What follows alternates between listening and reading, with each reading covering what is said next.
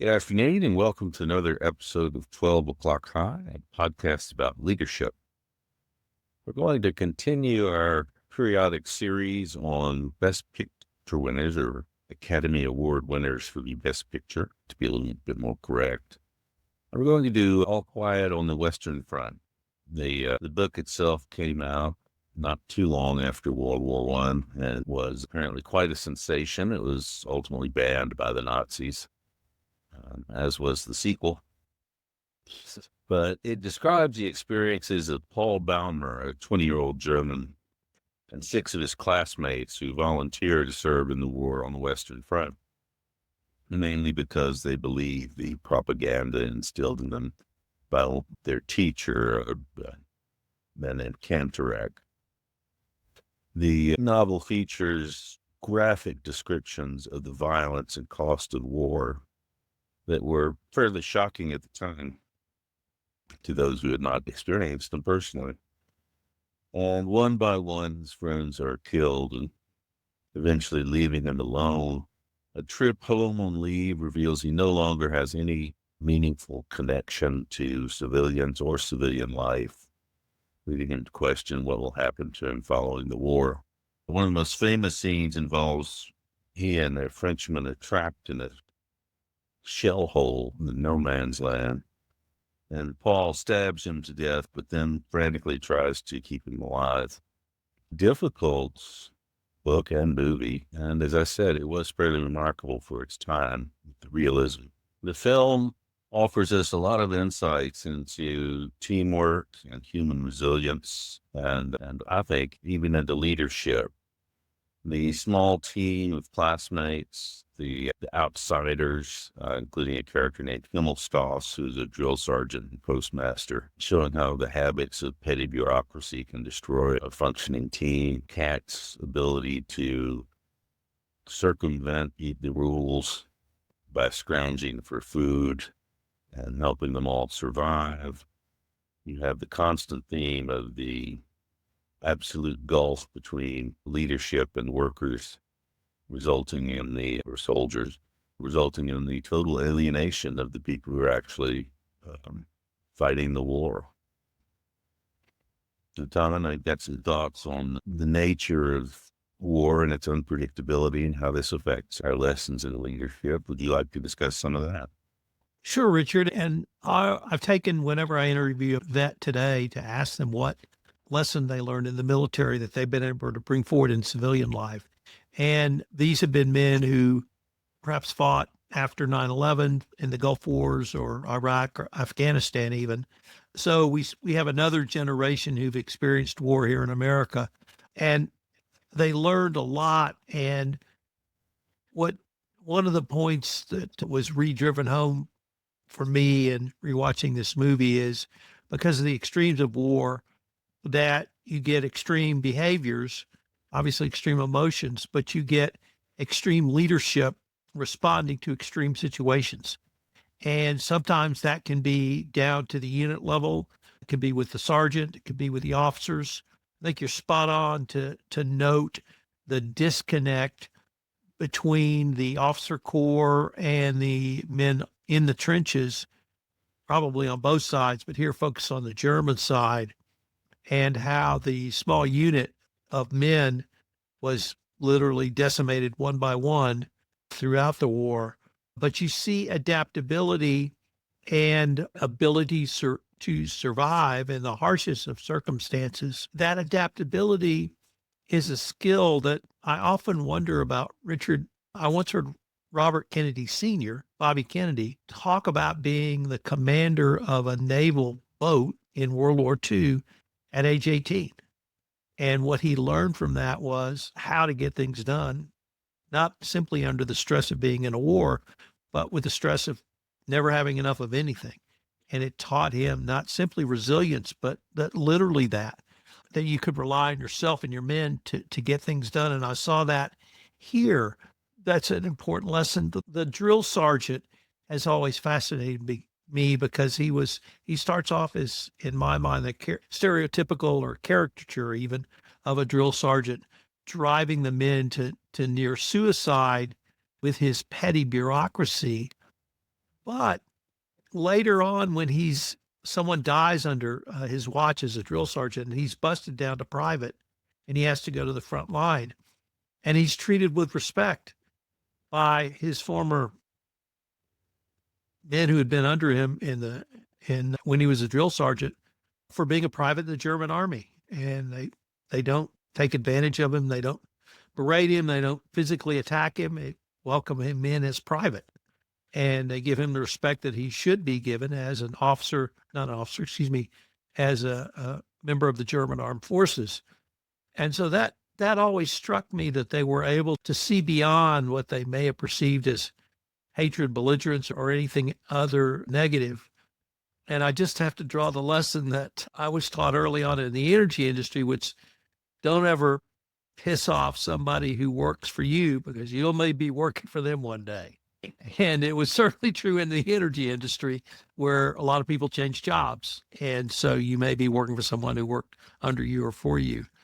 The ability of soldiers literally in the front lines to adapt to unpredictable environments is something that we're recording this in February of 2025. And in the legal and regulatory environment that I typically play in, it's been literally chaos since January 20th.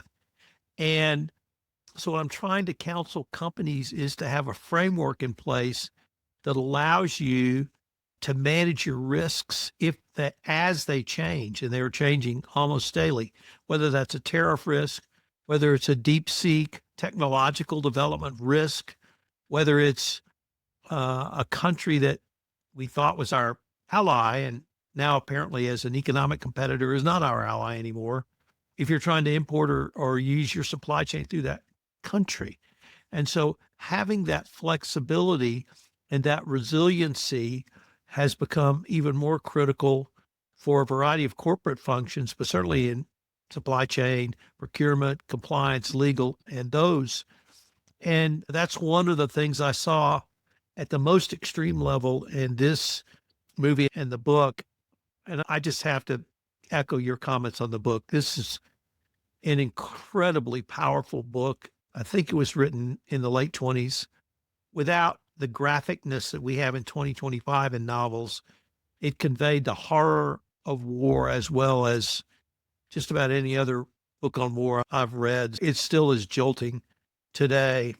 Were there any instances of emotional intelligence or empathy or other sort of leadership skills we've talked about over the past several episodes that you saw here? Yeah, it's often most notable by its absence. The struggle to stay sane requires a level of detachment that really only allows for small groups and direct contact with the same stresses to have any understanding. And I think understanding has to be the basis for empathy. Emotional intelligence, we haven't really talked about how to develop it. I think, like leadership, it is a characteristic that can be certainly strengthened through study. But for instance, there's the scene where one of the classmates has had his leg amputated and he's dying in the hospital, and one of his friends asks for his boots. And that causes sort of shock. But it's an utterly rational request. He's not going to need them anymore. But it's an example of lack of emotional intelligence and empathy. The other thing that you see is the horror at being helpless when something like 8 million horses and mules were killed during the course of the war. And one of the things you see over and over in the memoirs is how horrible that was. The screams of the horses as they were disemboweled by artillery and were dying in the mud profoundly affected people. I don't know if you've seen the play War Horse. It was very interesting and emotionally tearjerker type of thing, but it brought that to the forefront. And then you also have the chasm between the warriors and the civilians, even when when Paul goes home on leave, he meets with the mother of one of his dead friends, and he's trying very hard to connect, but he can't. So again, we see the harm caused by a lack of empathy and a lack of emotional intelligence, but there's not much hope for how to fix it. In the business setting, it was typically viewed as a weakness in any event, but the idea that loyalty is a two-way street is something that does go through the book at your discussion of Himmelstoss, for instance. And then but the use of empathy and emotional intelligence in the modern workplace, I think, is difficult because of the distance technology sometimes puts between us. But it's important in both fostering loyalty and the retention of employees. Tone of emails and texts is so hard to get right. The old rule that you would sit on something for 24 hours before you send it has been utterly rendered irrelevant by the pace at which business operates today. It's still a good idea. It's just not something you can actually use in practice, I don't think. But again, the practice, it's that old cliche about walking a mile in a man's shoes. Practicing empathy and practicing trying to understand what people are going through, I think, has a great deal to do with fostering a sense of teamwork. And what do you think about the lessons we have for resilience here? Richard, I interviewed a gentleman named John Lee Dumas, and he was a senior in college in ROTC on 9/11. And that evening, his ROTC unit met, and the sergeant said, "Boys, you're going to war." And he knew that minute he was going to war somewhere. He didn't know where. And he was one of the first troops in Iraq. He was a 20-year-old tank commander and surrounded by 46 enlisted men with no idea what to do. And so he learned two things. One was the master sergeant ran the group. So he let the master sergeant run the group. But the other thing he said he learned was make a decision. Whatever the decision is, make it and implement it. And it may not be perfect. It's never going to be perfect because you never have perfect information and you never have perfect time. But if you make a decision, then execute on that. And when he made a decision, he was able to communicate to that master sergeant who would then execute, or as another friend of mine said, execution is where rubber meets the road. Now, those were extreme examples because, once again, he was in a time of war back in the first decade of this year.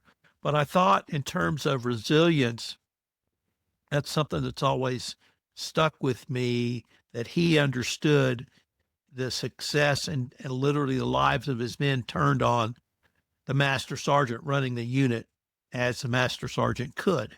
And he just basically had to get out of his way while being the lieutenant in charge.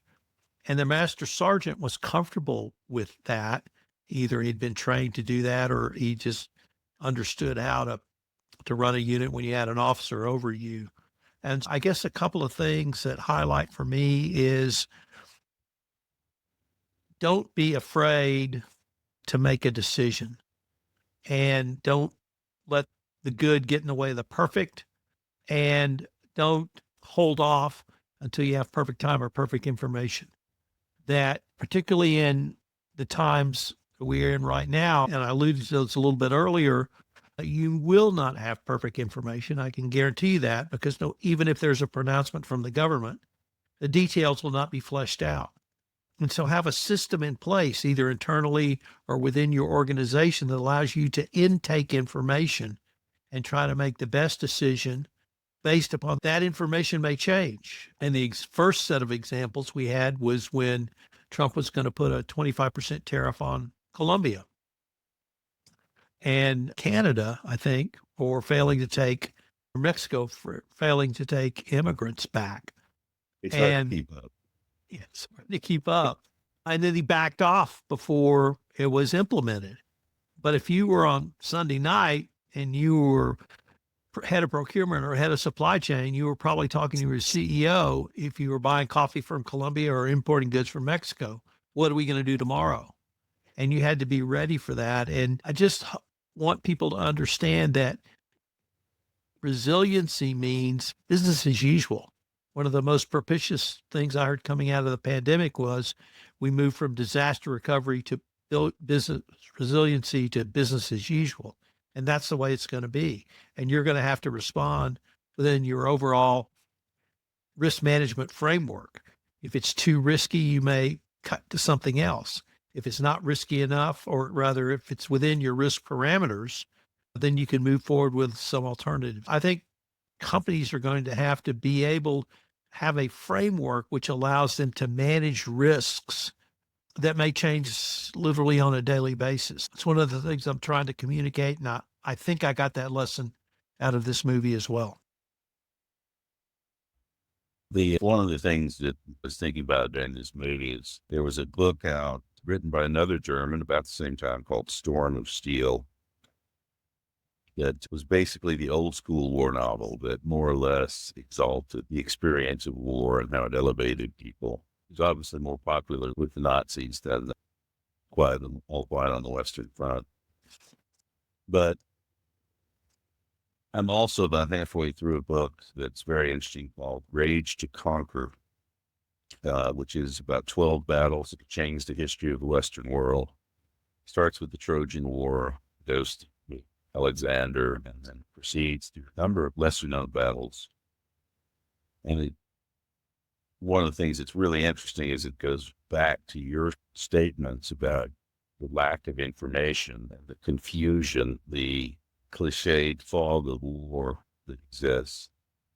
But that one of the things all these great commanders had was an incredible sense of timing. But by timing, what it meant was not just recognizing the opportunity, but acting at that exact moment.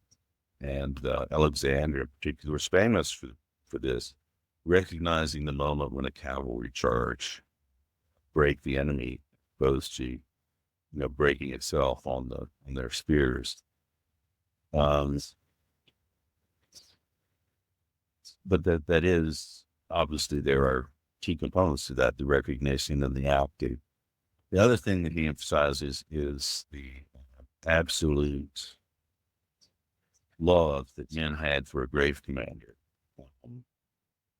That's obviously not something all of us can aspire to, but something that shows the importance of the mutual respect and earning that mutual respect from your employees.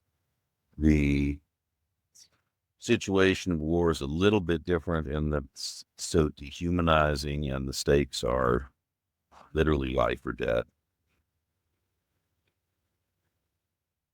But even you can see the difference between what enables people to actually function, which in most cases brings us back to that small unit cohesion and the love and respect that people who are going through the same challenges have for each other. I'm sure that the recent pause in FCPA enforcement is as puzzling to you as it is to me, but it seems to have been based on the complaints of business that the enforcement was so uncertain. And so if so, then that's the reasonable thing to do to try and remove a cause of uncertainty caused by a regulatory system that's supposed to provide a framework for ethical decision making. So anyway, what are your thoughts on that? I was actually struck, Richard, when we started this podcast years ago about leadership. And I think it was you maybe said in the introduction, we both thought leaders were born, but it turns out that leaders can learn to be leaders. And there's a variety of strategies, tools, techniques that they can learn. And we've explored many of those over this podcast series, but that business leaders can also be well respected and employees can strive to do well if they have a business leader they believe in. And so it may not be that same raw emotional connection that you would have on a field of battle, or if you've been in a war together, or you've been in a campaign or theater together. Nevertheless, that with leadership, you can develop that bond with your employees if they know you've got their back and you've got their back. The other thing is about information, and you touched on information as part of a sort of a two-part information and timing.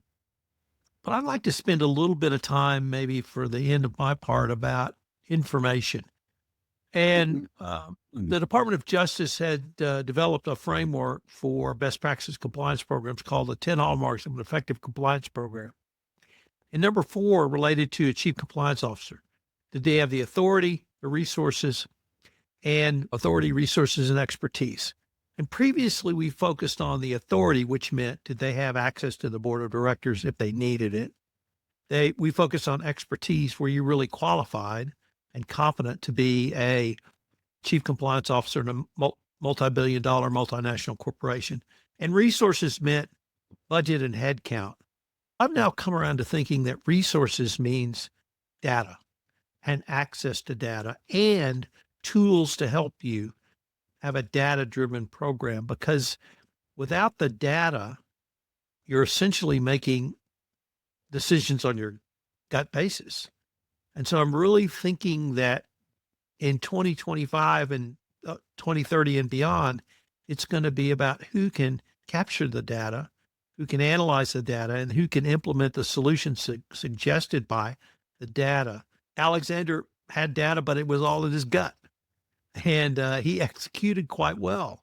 You and I may not have that same skill, but if we have access to data and an appropriate tool which helps us to analyze that data, whether it's in the form of ChatGPT or whether it's in the form of a data scientist or anything in between, that perhaps it would allow corporations to navigate not only the complexity of where we are now, but as I've mentioned several times, the risks that shift literally on a daily basis. So I'm going to make a plug for data and tools to help you analyze that data.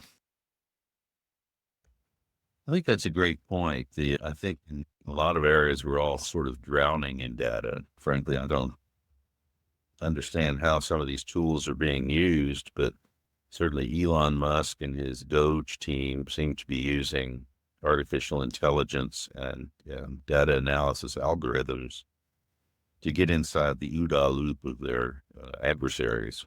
And it's working quite well for them. They're so far ahead that the reaction of the opponents is a day or two behind, which is a lot in the modern business world. The movie itself ends, spoiler alert, with Paul being killed by a sniper. And in the book, the phrase is that it was a day so unremarkable that the log, whatever it was, simply said, "All quiet on the Western Front." One man's death was not even worth noting. And it was, when I read the book first as a teenager, it was a startling end about the callousness of the large operations such as that. But again, it's also one of the first wars where frankly, I can't think of a commander from World War I who had the love of his soldiers to the extent Patton did in World War II, or Montgomery for the British, or certainly much less Alexander. But I think that's in part because the nature of war was changing so fast. They were drowning in a sea of data, not all of which was good, as is true today. But I think you're right that one of the lessons we can see from this is the importance of decision-making under conditions of uncertainty, the importance of decisiveness, but the importance of doing your homework first before making that commitment. First of all, kudos for using my favorite word ever, the ode. Well done, but you're spot on there. I've really enjoyed this podcast, Richard, because it may seem like a difficult chore to draw leadership lessons from a 1927 book about World War I that was made into a movie 3 years later or 4 years later. But I think a lot of the lessons we've been able to tease out are applicable in times of great change, even if it's, hopefully not a shooting war. I've really enjoyed our exploration of this movie and this book. I have too, Tom. It's very interesting because I've seen the movie several times. I've read the book a couple of times, and it pays read, and that's not true of a lot of books. But I also agree that it has been a fascinating journey. to realize that movies like this can have, and I guess it's the importance of art in general, that when done properly, it can have lessons that are applicable to realms far beyond what would be apparent. I hope you enjoyed today's discussion, and I hope it leads you to go back and either revisit the movie or the book. I think they're both wonderful. But for now, that's all from Richard Lummis and Tom Fox on 12 O'Clock High.